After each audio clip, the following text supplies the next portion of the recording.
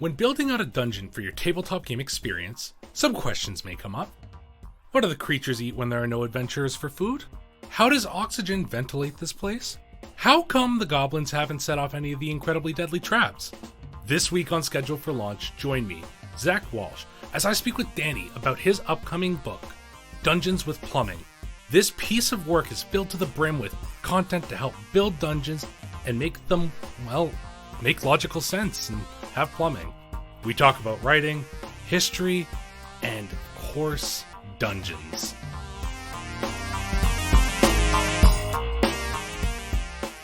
Welcome to Schedule for Launch, a podcast to discover the projects that you may have missed. This week, I am super excited to be joined by Danny. Danny, thank you so much for coming onto the show this week. Very, very happy to be here. We're going to be doing a bit of a different one. We're going to be talking about a book that you're writing. And I say this after we've been talking for the past, almost 30 minutes already about other things. So I know, it's true. I'd almost forgotten. Yeah. I'm really excited to be talking to you about Dungeons with Plumbing. Thank you very much. Yes, absolutely. So I've been playing D&D, pretty much exclusively D&D. Actually, I've played other RPGs, but D&D is still my one true love. So I've been playing it for it must be close to 40 years now. Oh wow! Yeah, I started with the basic set when I was about 8 years old. And I fell in love with it pretty much straight away. And I had a long life of struggling to find other people who would play it with me. So I graduated from the basic set fairly early on to AD&D second edition, and then that was the game that I played for many years, all through my teens into university. And then I kind of drifted away from the game for a while. And when my kids were born, when they were about sort of 7 and 9, I kind of picked the game up again to play with them a little bit, which was great fun. But kind of did it for a little while and then drifted away from it again. And then the big turning point for me was discovering 5th edition. That was when that came out. I was hearing a lot of buzz about it. It sounded really exciting, and it really kind of blew my mind, actually. I was so just blown away by it. I thought it was just so beautifully created. It was so so richly illustrated and had all this fun kind of story element things that I've always enjoyed in D&D, but were always sort of in the background in second edition.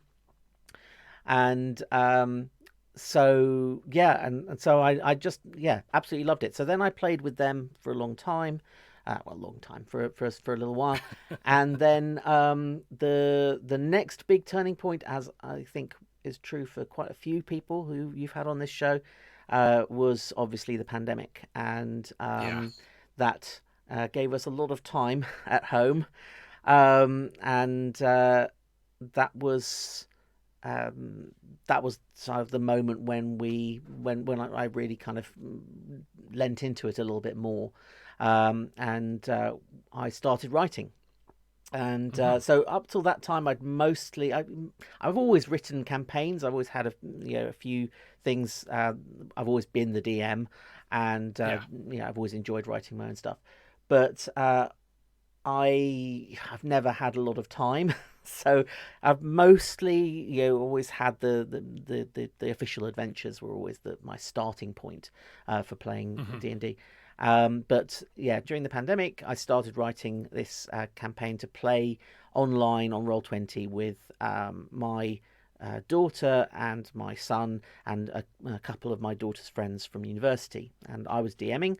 It was quite fun with all these young people. All these. I felt like the old man in the room. I was sort of slightly touched by the fact that they didn't feel embarrassed to be playing with me. So I started this campaign, The Legend of Xandrax, I always call it Legend, Legacy of Xandrax, which is a epic adventure involving a wounded beholder and and a cursed amulet, and lots of good fun stuff. Um, and as I was playing this game with them, I sort of started feeling like maybe the time has come to actually write some of this down and try publishing it. And I'd sort of looked around and I'd seen DM's Guild and how people were doing a lot of this self-published stuff, and that's sort of how I got into it. So then I published that. It was a long and arduous task of getting Legacy of Xandrax done. It took me uh, about a year and a half to write that, because it was a huge job, and I had to finish it without the campaign. So some of it's never been played, because the after the lockdown ended, all of the various young people went off to university, and the campaign fizzled. So there are parts of it that I've never got round to playing. I've actually just recently restarted it with a new group to finally, hopefully, get through it and get to the fun stuff that I've never had a chance to play. So it was hard going to finish that.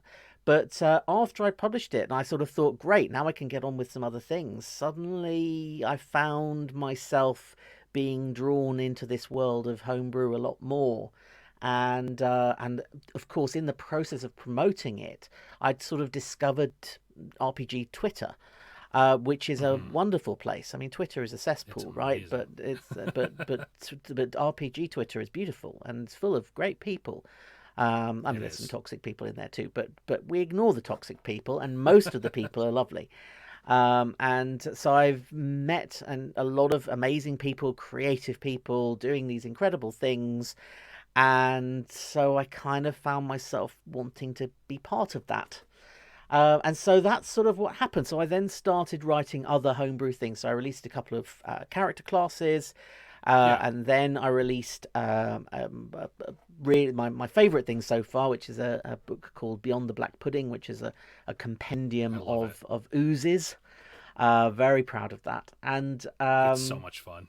Thank you. Yes, I love it. I love it. I really do. There's some great things in there. That was actually a joint project between me and my son, who is 19, and we wrote quite a lot of it on a skiing holiday while my leg was out of action after a bad accident on the first day.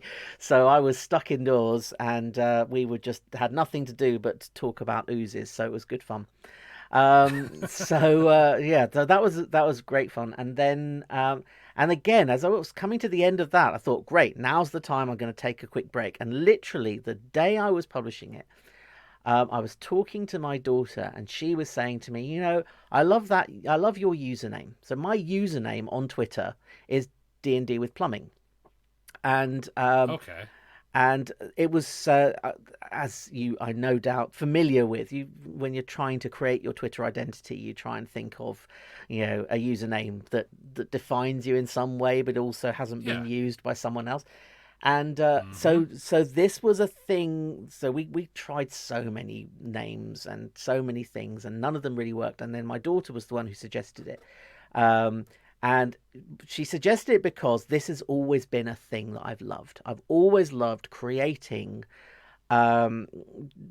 dungeons that have some kind of realism to them. They feel like they are real living spaces that actually work. I'm a scientist by kind of background, or a mathematician officially, but I've always been in a world of maths and science. I'm a logically minded person. So I struggle with any kind of dungeon that doesn't make sense. Anything where you can't work out how the people get from one place to another, or you can't see how these creatures could be living next to each other without eating, or you can't see what they eat. You're looking at them going, okay, when there aren't any adventurers here, what do these creatures eat? And these questions bother me. So I've always had dungeons that always have to make sense. It's a curse, to be honest with you. A lot of the time, I'm like, please, can I not just make a dungeon that doesn't have a toilet? But the answer is no. Every time I make a dungeon, it has to have a toilet. And I have to come up with reasonable, interesting ways to make those bathrooms fun. So I have created a great variety of weird and wonderful plumbing over the years in my various dungeons. And Yeah. so that was where the name D&D with Plumbing came from. So my daughter was then going, that's such a good thing. You should write a book about that. And I was like, oh, you're so right. I really should. And so, Ah. just at the moment when I was thinking, oh, yeah, I'll take a break from writing, suddenly there I was, right back in it, Mhm. writing this epic D&D with plumbing book. So it's Dungeons with Plumbing. It's not really D&D with plumbing, even though actually Yeah. it contains a lot of D&D lore. Really, the big the ideas within it are Yeah. It's applicable really setting to any kind of agnostic. dungeon design. Yeah, exactly. The only thing which is sort of is focused on specifically, not entirely, but definitely is the focus, because it's got to be focused in some way. It is sort of aimed towards underground layers of one kind or another. So Yeah. so The even though a lot of traditional the dungeon. traditional dungeons, yeah, even though a lot of the stuff could also apply to any kind of city or in any kind of society, um, the ones I was interested in specifically from the start were the underground stuff. So Yeah. I've mostly focused on that. And it's got three sections. So the first part is sort of about um, the engineering side of things. So basically, how underground worlds are constructed, some of the stuff to do with the physics of it, how Mhm. how they get power and light and oxygen, those kinds of things. So yeah, so plumbing is one thing that has always annoyed me. Ventilation is the other one, and water is the other one. These are the three things that have. I guess water is part of plumbing, but yeah, ventilation is the one that everything's got ventilation. And what I love about these kinds of things is that when you start to think, well, how do they get ventilation in these places? You're also thinking in the world of fantasy and magic. And so Mhm. it's you don't have to be restricted to realistic ways of getting ventilation into your worlds. You can have magical things. You can have a portal to the plane of air.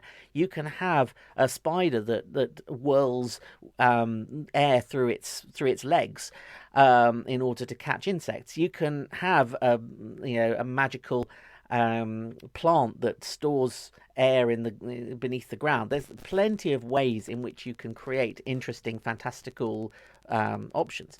So Yeah.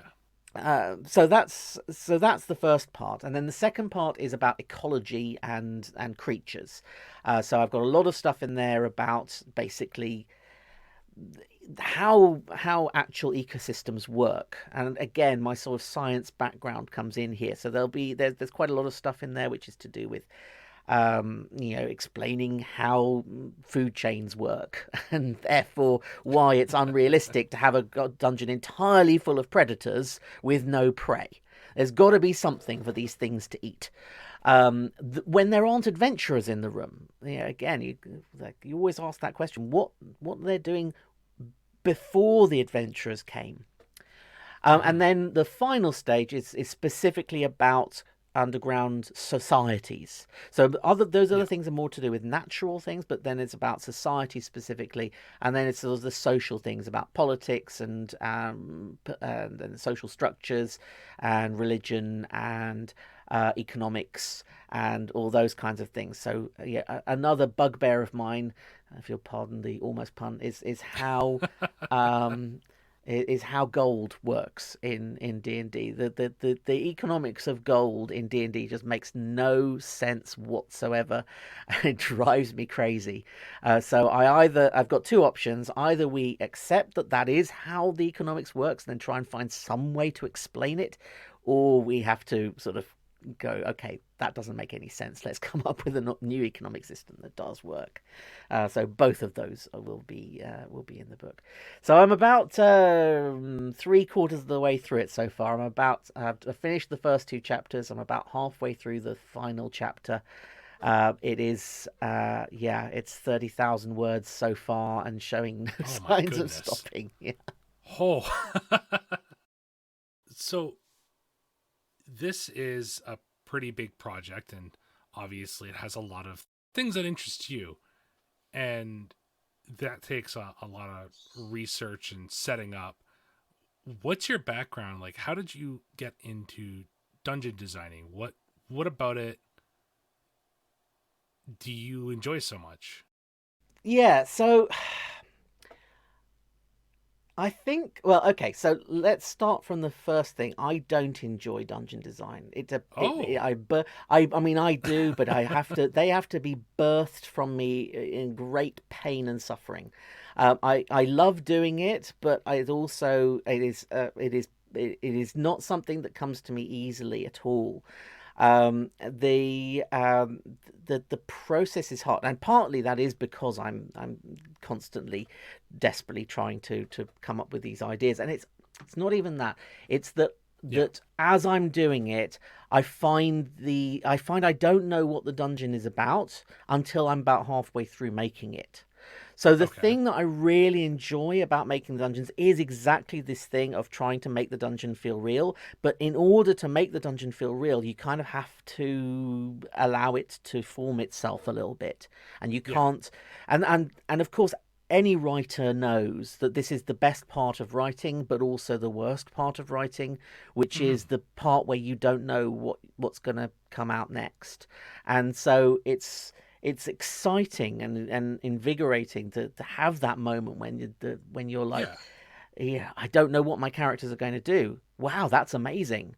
You know, I thought I was writing this story. It turns out I'm not. It turns out the story's writing itself, and I'm just here to let that happen. That's the best bit. That's when you know that things are really working. But to get to that stage is hard.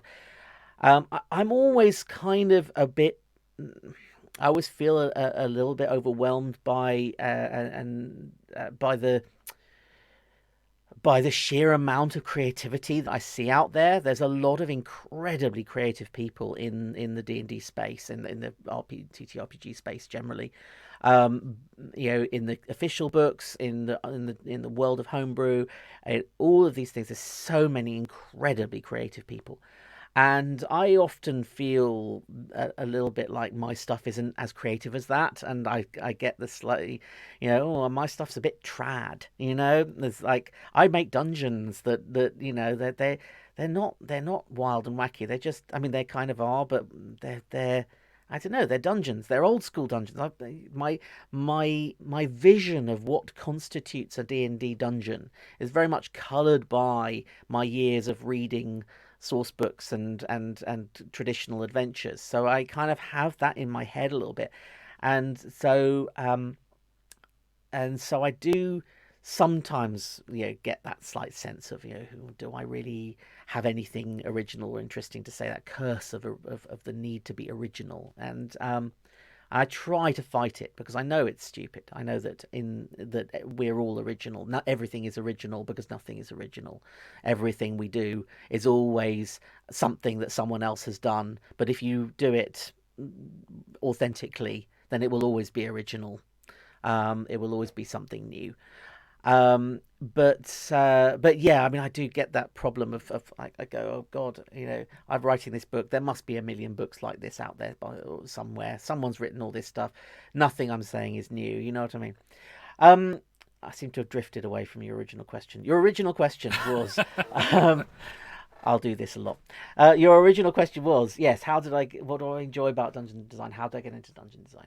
Um, so yeah, so I first designed a dungeon probably the moment I first read the D&D Basic book. So that would be Okay. when I was like 8 years old. And the dungeon that I made was basically the same dungeon that was in the book with a few things swapped out.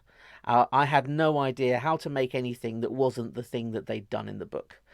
Um, so I struggled for a while to kind of get past that and come up with new things. And the other problem I always had was I was the youngest in my group of family members who were into this stuff, so no one wanted me to be the DM. I'm very envious of. You probably know there's a family out there, and they tweet on Twitter as the 5-year-old DM. So they have Oh, yes, I've heard. they have a 5-year-old dungeon master who runs their campaigns. And yeah, my envy for this child is, it just knows no bounds. Like, I wish I had parents who would have done that for me. Um, So I loved making adventures, but I never got a chance to play them most of the time. Hmm. My first really big adventure was the one I ran at university, and that one I really enjoy. I still have it. I still use it as a reference point for certain things. There are bits of it that have found their way into Dungeons with Plumbing. Um, this was a comedy adventure. It was a most of my things are comedy adventures to one degree or another, but this one was specifically a parody adventure. It was like a little combination of parodies. So it was going the first section was a parody of Superman. The second section was a parody of James Bond. The third section was a parody of Miss Marple. And we never got as far as the fourth and fifth sections that I had planned, where the fifth one I was particularly looking forward to, and one of these days I will do it, which is a version of Enter the Dragon. Oh, that sounds fun. Yeah, I mean, martial arts tournament with secret drug lair underneath. Oh, please, how built for D&D was that? Yeah. Um, so uh, so one of these days I will make that. But yeah, and that was really the game where I first started to formulate my sort of theories of dungeon design to the extent that I have theories of dungeon design. Hmm. And the most exciting part of it, it was the second part. It was the James Bond one, which was mostly based around Yeah. the film On Her Majesty's Secret Service, and um, it was it was a dungeon crawl through underground lair where they had to start at the bottom, work their way up to the top of the mountain.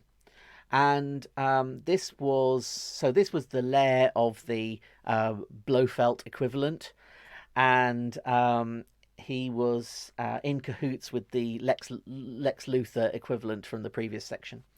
And Hmm. so they had to work their way up. They started at the bottom, and basically, this guy had minions. He had kobold minions, he had orc minions, and I think that was it. Actually, just kobolds and orcs. And so they start at the bottom, and the kobolds are kind of in the basement. They're doing all the menial stuff. Yeah. And then they've got these elevators that run through the dungeon that take you from the bottom floor to the top floor. But the elevators weren't working very well, and so in order to get up, they could use the elevators to get from the bottom floor to the next floor up. But then the next floor, it was broken, and they couldn't get further up. So then they had to traverse their way around that level in order to find their way to a different shaft, which had like a dumbwaiter running from the top to the bottom, which they could use to get up to the next level up. Then they had to traverse back to find their way back to the elevators, where they could now get the next level up.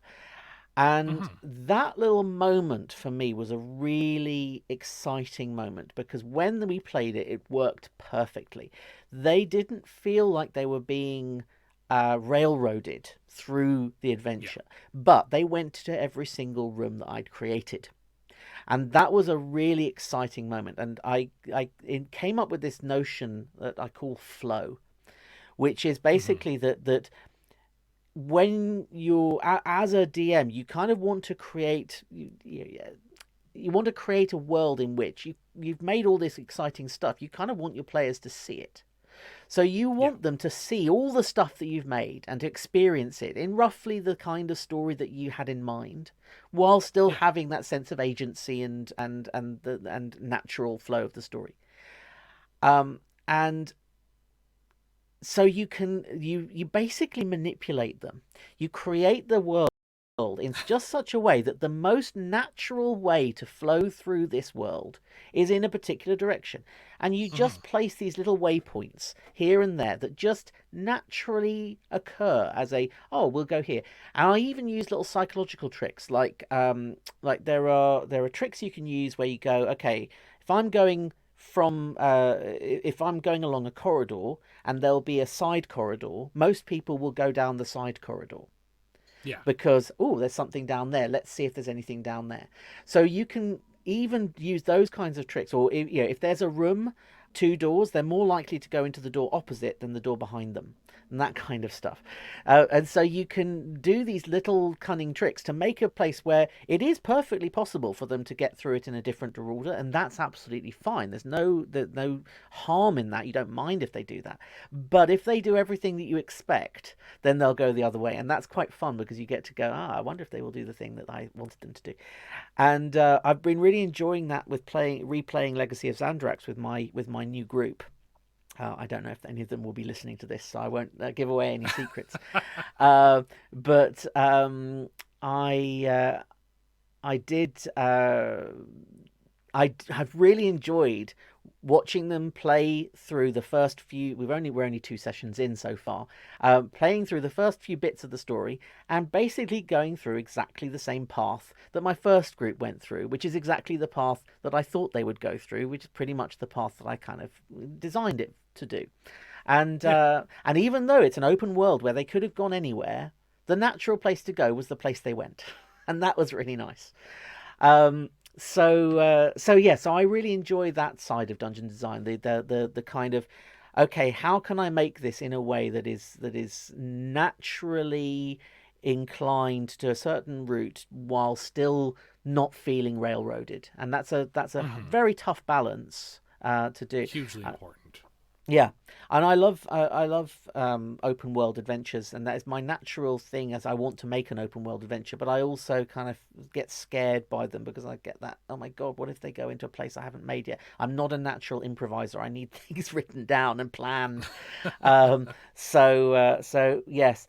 I'm before we started recording, I did mention to you how much I particularly love the game Out of the Abyss, the published campaign Out of the Abyss. Which I thought was incredible because that one gets so much flack, and I've never read it personally. So, like, what you told me about it made me really into it.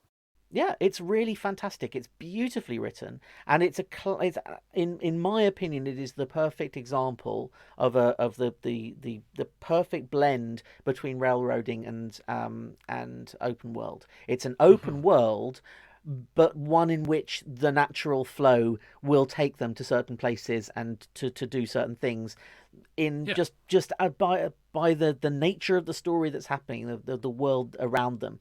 I played that one with my kids on a holiday quite a few years ago, and it was just brilliant. It was so, and it was so easy. I'm a much better writer than I am a DM, if I'm honest. And so it was really easy to DM. Very just everything happens so naturally. Everything's written really clearly. All of the characters are well portrayed. Yeah, it's really, really good. So that's my favorite thing about dungeon design. I really enjoy that idea of creating these worlds that just want to be explored, that have stuff happening in them that you just want to find. And the thing that's new was that I haven't done before Xandrax, was creating a world with a really detailed society, and that's also been something I've really enjoyed discovering for the first time. You can also kind of see this too. You've made a number of D&D settings and products, and there's a lot going on with what you've created there. Has this kind of helped lend itself to the writing process of Dungeons with Plumbing? Yes, I would say so. I definitely wouldn't have embarked on this project if I hadn't had some experience on these other easier projects first. Yeah. Definitely. I mean, Beyond the Black Pudding just wrote itself. That was just the easiest, most natural thing to write. It just flowed. It's just literally it started with it started, Pip's Spicy Encounters. So they're a creator of monsters and homebrew of various kinds, and they posted a thing saying coming soon, Oozapalooza. and I just fell in love with this word Oozapalooza, and I was like, oh my god, I want to make an Oozapalooza. And so I was telling my kids about it, and we had a very fun evening, just coming up with with these really silly names for oozes, and often incredibly rude names for oozes. And So we ended up with about 50 of these things, and just Yeah. going, okay, I think I have to write this, don't I? Because it's got to happen. So that was fun. But yes, definitely. The thing that was interesting about writing that in particular, was that was a new discovery for me. Was one of the things I really enjoyed for that was creating game mechanics. That's definitely Hmm. something that's relatively new for me, and I hadn't realised how much I enjoy it. It actually, Yeah. that's not true. I've always created game mechanics, but I'd never really thought about them as game mechanics. But I've always enjoyed creating like set pieces. You know, those bits of games, the bits of the game where you come to a place and there's some crazy environmental factor that makes the game interesting, or some weird thing that you have to do while you're fighting the monster or whatever. Those kinds of Hmm. those big Yeah. encounter moments, which are the memorable moments. And So yes, I always enjoyed doing those and coming up with mechanics for those. Like for that, the James Bond thing, I came up with a whole section where you had to go down a toboggan run, and I came up with all these mechanics for how this toboggan run would work. So yeah, it's always been a thing I've enjoyed. But what I really discovered with Beyond the Black Pudding was how much I enjoy how mechanics create story. Uh, Hmm. the interplay between the mechanic and the experience, and the way the story is told, um that's really fascinating me at the moment. And I'm definitely, there's not a lot of it in Dungeons with Plumbing, but they're definitely, it's a thing that I'm exploring more as I kind of go along. And certainly every time I create a monster now, I tend to start from, okay, what is the thing that makes this monster unique in its experience of playing against it? How can I Yeah. turn that into a mechanic? um, and I find that's really interesting. So for example, for Beyond the Black Pudding, I made a whole new mechanic for handling gargantuan masses. So what I call a Yeah. mass is basically a large gargantuan monster that is non-localized, like a big plant or a big ooze, that can basically attack anywhere. It doesn't have like 5 attacks. It's got anywhere you're within its space, it can attack. It's a bit like a swarm. It's got the same kind of thing, that you can occupy its space and attack it within its space. Yeah. And then you can basically destroy it within a space, but then it will try to get back into that space by growing into it, or moving parts of itself back into it. And Hmm. the spaces that it occupies represent its hit dice, and so as you destroy it within a space, you remove one of its hit dice. And so the size of it and its hit dice are intimately kind of connected to one another. um that worked so well. It was just a really beautiful moment. It's like, wow, this is like a story in dice rolls. It's right there in front of me. So that was really exciting. um Yeah. so yeah, so I definitely, in a general sense, I think this, what has become my real focus in game making, is just that, yeah, that trying to create story from ideas, trying to, Hmm. yeah. And the like, the best, we all know the best bits of D&D are when you roll the crit, right? That's the moment when Yeah. when something unexpected happens, when Yeah. suddenly it's like you think the story's going one way, and then the crit comes. Those are the moments when you go, that's why we play with dice. Because playing Hmm. without dice, the story can go wherever you want, but playing with dice, the story goes where you don't expect. And that's really cool. Those moments when you think you know what you're going to do, and then the dice say, no, you're not. And then you go, oh, I guess I'm doing this instead. This is more interesting. And yeah, those are the best bits. And so I kind of want to make a game that's all those best bits. You know, those Hmm. bits where it's all about the dice rolls. It's all about the the where it's not just, you know, the dice rolls aren't just there to kind of to score the points, to know who's winning. They're there to Hmm. drive the story in interesting and Yeah, unexpected directions. that's hugely important. I think even outside of D&D, every game that uses dice or a system of randomness kind of adds to that flavor of taking a concept that you're in control and then watching watching chaos basically spread Yeah, exactly. as you don't know It's what's the going to happen. chaos. It's then you try to shape the chaos. I mean, that's life, right? You've got Hmm. the chaos happening all around you, and then you try to navigate your way through it and keep control of it in some way or another. Exactly. And yeah, those are the bits that I mean, that's why we play. If there's anything that's why we play, it's that. It's those moments where you don't know what's going to happen, but whichever way it goes, it's going to be amazing. It's going to be fun. Yeah. Is yeah, is great. Um, and yeah, I'm always looking for those moments. I was thinking there was an example I was thinking of just the other day, but I can't remember what it was. But it was definitely, yeah, there was um, yes, I tweeted about this because it was a lovely example from my last game session with my group. They were doing an interrogation, and you know, interrogations are always good fun. They'd captured a drow, and they were trying to find some information from him. Yeah. And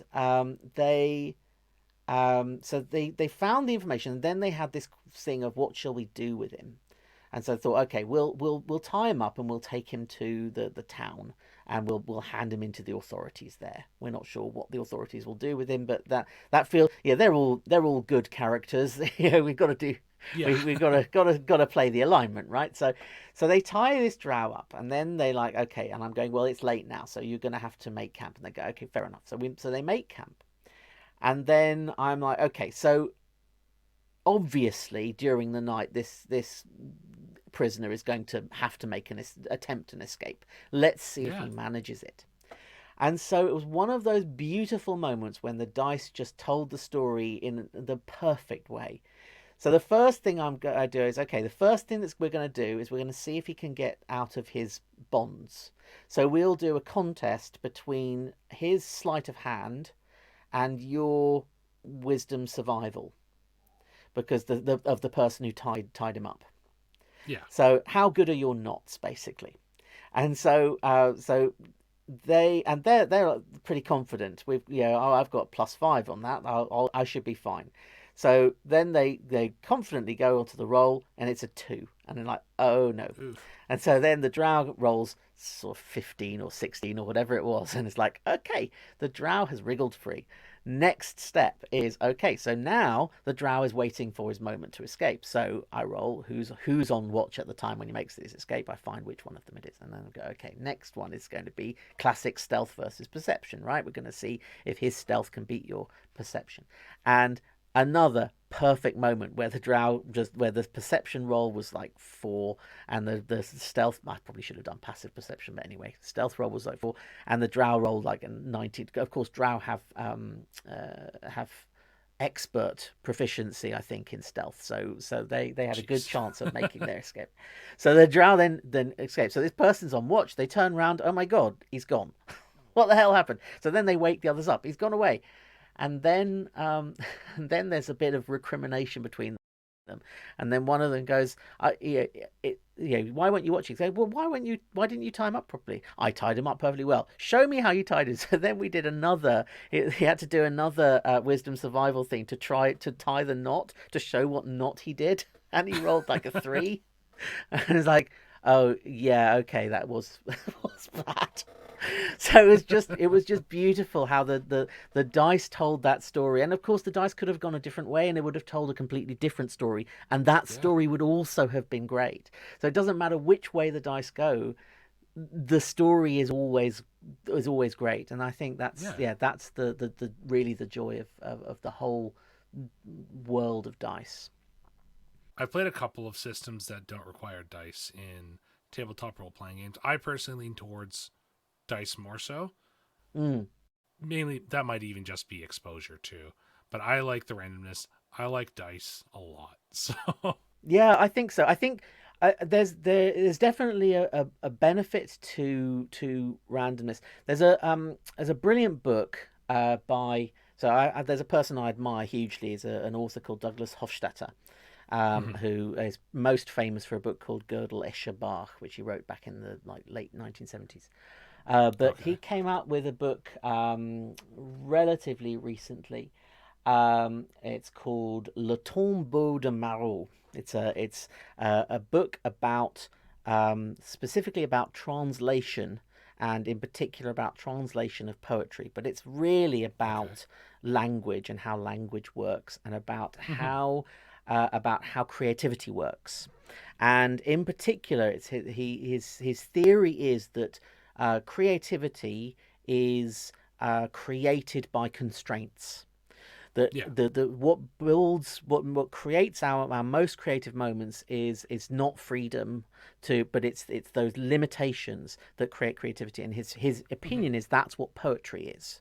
Basically, poetry is we impose limitations on ourselves. We say I'm going to write with these limitations. It's going to have this rhyme scheme, this this set of this meter, and I'm going to never use the word potato. I don't know why that popped up, but anyway, there we go. And then you go, great. Now I'm going to make this thing, and so words are going to pop into your head. Oh, now I have to find a word that rhymes with this word, and a word comes into your head that would never have come into your head before, but it creates a metaphor that you never even thought of, and you Hmm. wouldn't have thought of if you hadn't had that word pop into your head. Yeah. And that's and that's the glory of the random element. It forces you to go away from the obvious and into the creative space that you weren't expecting. And yeah, I think that's that, so I think you obviously you can play without dice, and you get that random element in other ways with a non dice Hmm. based game. So obviously, the random element is there simply by the fact that you're working together with a bunch of other people, and so Yeah. each one of them will take the story in a different direction.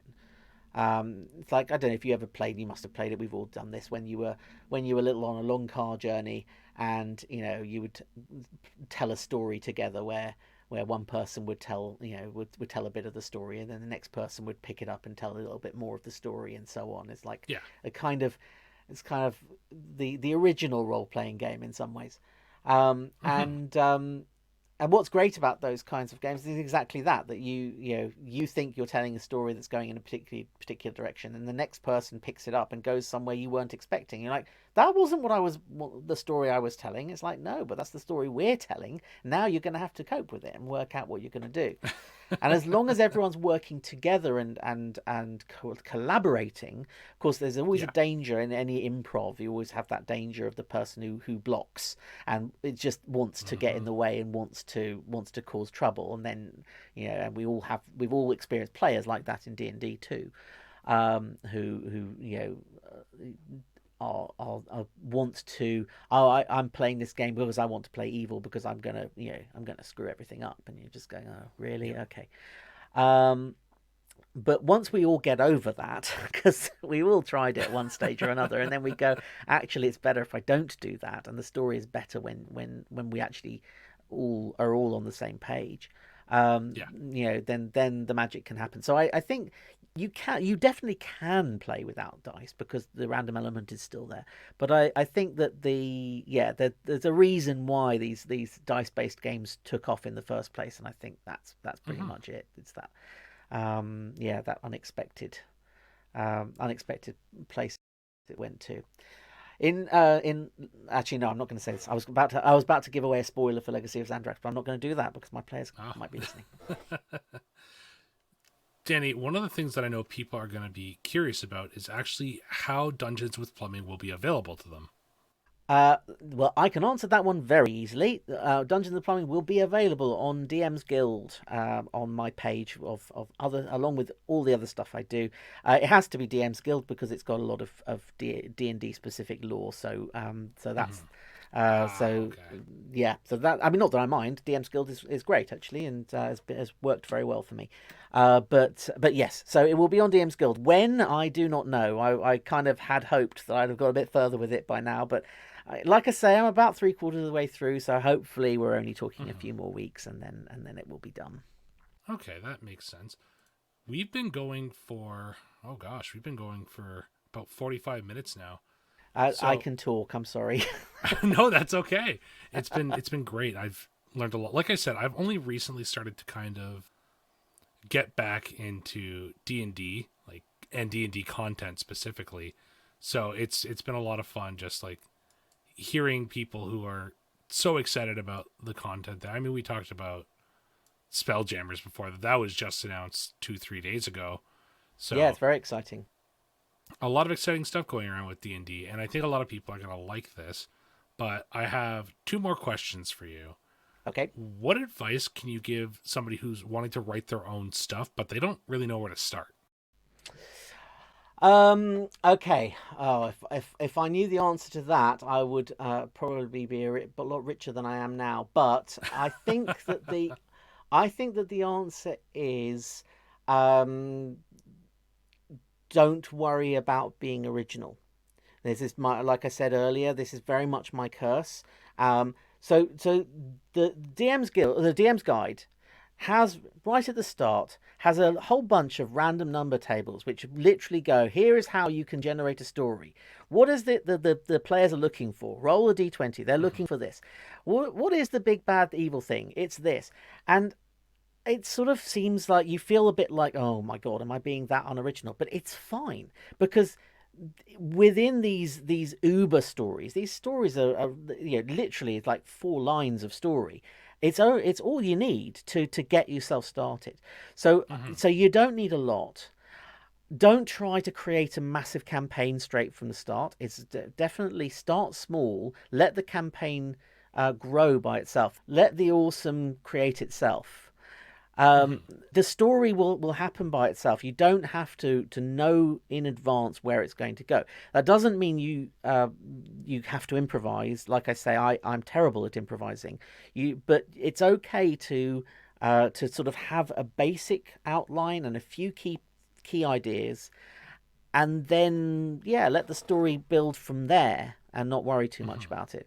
Um, if you're like me, but you don't have to be like me, I tend to start from the map, because map making is kind of fun, and you can make a map quite quickly. You can also another really good source of things is lots of there are lots of brilliant creators out there who just make maps, and they will just Yeah, say, there and you is. can go to one of Dean Demetrius or Maps and Quests or any of these people. They're all really great. And you can literally go onto their pages and download a map. Some of them will be free. Some of them they'll ask you to pay for. You can be a patron on one of them, and just you can get a map of a dungeon or a swamp or whatever it is, and then look at that map and go, what do I see in this place? What are the Mhm. creatures that are going to go in there? um and then beyond there, I think it's just a matter of what is the bit that you find fun. And Yeah. if you find it fun, then the players will probably find it fun too. For me, what I find fun is making monsters. So Mm. my games tend to involve quite a lot of new monsters because I kind of can't help myself. And what I find fun is silly things. I like yeah, so much of Dungeons with Plumbing involves monsters that are there for a reason because they're part of the whole the infrastructure of the place. So I've Yeah. got monsters that I've got a monster toilet. I'm sorry, it's just I'm a child. This is it's a monster that has that forms into a nice bowl shape and has a pool of acid at the bottom, and basically the local monsters use it as a toilet. But if you come close to it and you don't use it as a toilet, it gets cross, and then it might start shooting acid at you. That's a fun encounter right there. And and if you are incredibly childish like me, then you're going to find that funny. But yeah, it's a lot of the time. This is the what we were sort of talking about earlier, the limitations. As soon as you start asking yourself those questions of where do they eat, where do they poo, where do they what diseases do they suffer from, what was the last time they had a war, what was the last what do they spend their money on, those kinds of questions. As soon as you start asking those questions, before you know it, you've got a whole world that you've created. It doesn't take long. The only problem you find is that because you are asking those kinds of questions, a lot of you do get to the stage where every single one of my dungeons is going to have a kitchen, bathrooms, sleeping areas, storerooms, and before you know it, 3/4 of the dungeon's already populated with kind of mundane things. But it's okay. Don't worry about it. Just because they seem mundane doesn't mean they can't be fun, because mundane things still involve NPCs who have goals and needs and wants, and there will be a creature that wanders around the place, and there'll be something living under that bed, or something living in those toilets, or whatever there is. You can find ways to make it exciting. So I think that's my long-winded answer to that. That's perfectly fine. Danny, where can people find more about you and the stuff that you're making? So you can follow me on Twitter. That's where I mostly am to be found. I tweet as D&D with plumbing, is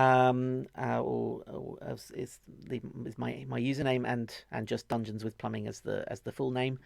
I tweet as myself as well, but that's non-D&D related. All my D&D stuff is to be found on there. I only do Twitter. God knows what we'll do if Musk has his way, and I may have to move elsewhere, but for the moment, at least, Twitter is home. Yeah, I'm in the same boat there. All right. Well, Danny, thank you so much. As always, audience, all the links for Danny's work and Dungeons with Plumbing, that's all going to be down in the description below. Danny, thank you so much for joining me. It was an absolute It's been a blast. huge pleasure. I had so much fun. Being a massive egotist, it's always lovely to have a chance to talk entirely about myself uninterrupted for 2 hours, or however long it's been. It's been a little bit, but that's okay. Yeah. Fantastic. Thanks ever so much. Yeah. Thank you so much. Audience, thank you for listening. Danny and Dungeons with Plumbing are scheduled to launch very soon, so get excited and go support them.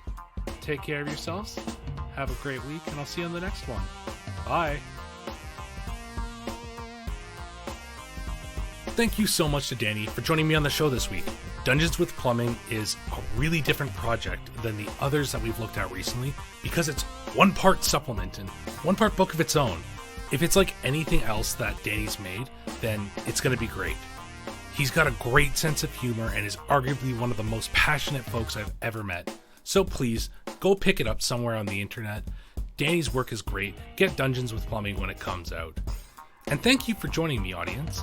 I'm not going to lie, this past week's been pretty tough on me mentally, but there's been a lot of support from all of you listeners, and it's helped me out a lot. I truly do appreciate everything that you do, and I love hearing from all of you. It's been amazing. I've met so many great people, so thank you for supporting the show and keeping it going, showing more people some cool indie games. If you like the show, though, and you want to hear more, you can always spread the word to someone you know who might enjoy it. Or better yet, why not send a creator my way to talk about their project? Even better than that, though, is joining us on the Mission Control Discord and helping fill out some of those numbers. I know it's been a while since we've talked about it, but we're still trying to get some artists who can come and help designers and collaborate with others. Don't worry, we're not saying work for free. Next week, I am really pumped to have some really cool people on the show. I'm bringing on Duck and Ewan to talk about their game, To Change. It's a game capturing and centering around metamorphosis. It's got an evolving system. I love it. I think you're all going to really enjoy it too. Until next week, though, take care of yourselves, and I'll talk to you really soon.